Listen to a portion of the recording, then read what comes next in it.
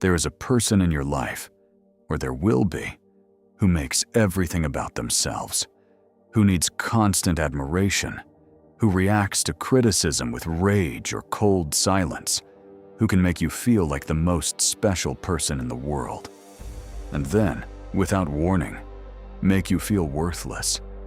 This person is not evil in the way we usually imagine evil. They are wounded, and that wound makes them one of the most destructive forces a human being can encounter. Narcissistic personality disorder affects roughly 6% of the population. But clinical narcissism is just the extreme end of a spectrum that touches far more lives. The core of narcissism is not simply vanity or selfishness. It is a fragile self that requires constant external validation to function. The narcissist does not actually believe they are great. Deep beneath the performance, they believe the opposite, and they need you to tell them otherwise. Constantly. Dr. Ramani Durvasula, one of the world's leading experts on narcissism, describes it as a profound emptiness at the center of the self, covered by an elaborate architecture of grandiosity, entitlement, and control. The performance of superiority is not confidence, it is armor.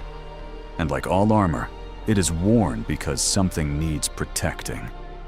There are two main types: grandiose narcissism, the loud, charming, domineering version most people recognize, and covert narcissism, quiet, victimhood-oriented, passive-aggressive, equally dangerous but far harder to identify. Both share the same core wound. Both are equally capable of destruction.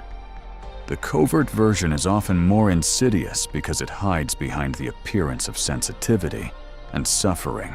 If you have been in a relationship with a narcissist, romantic, familial, or professional, you will recognize this pattern immediately. It begins with idealization. You are perfect. You are the only person who truly understands them. You have never felt so seen, so valued, so special. This phase feels extraordinary because it is designed to. Then comes devaluation. Slowly, or sometimes suddenly, the person who made you feel like everything begins to make you feel like nothing. Criticism, contempt, withdrawal of affection used as punishment, comparison to others. Gaslighting, making you question your own memory, your own perception, your own sanity. And because the idealization was so intense, you spend the devaluation phase trying desperately to get back to it, trying to figure out what you did wrong, trying to be enough again. This is the trap. The inconsistency is not accidental. It is the mechanism. The unpredictable alternation between warmth and coldness, between praise and contempt, creates the same neurological dependency as variable reward. Your brain becomes addicted to the moments of approval the same way it becomes addicted to a slot machine payout. You keep playing, hoping the next spin will be the one. Prolonged exposure to narcissistic abuse produces measurable changes in brain structure. Research shows elevated cortisol, the stress hormone, damages the hippocampus over time, impairing memory and creating chronic anxiety. This is why survivors of narcissistic relationships often struggle to trust their own memories. The gaslighting combined with stress-induced hippocampal damage creates genuine confusion about what actually happened. The trauma bonding produced by the idealization-devaluation cycle activates the same neural pathways as other forms of addiction. Brain imaging studies of people in abusive relationships show patterns nearly identical to those of substance-dependent individuals: craving, withdrawal, compulsive return despite negative consequences. leaving feels neurologically similar to quitting a drug cold turkey, which is why, for most people, it takes an average of 7 attempts before they leave for good. Marcus Aurelius wrote, "When you wake up in the morning, tell yourself, the people I deal with today will be meddling, ungrateful, arrogant, dishonest, jealous, and surly." He wasn't being cynical. He was being prepared. The Stoics believed that clear-eyed acceptance of human nature, including its darkest expressions, was the foundation of psychological freedom. You cannot fix a narcissist. This is perhaps the most important sentence in this video.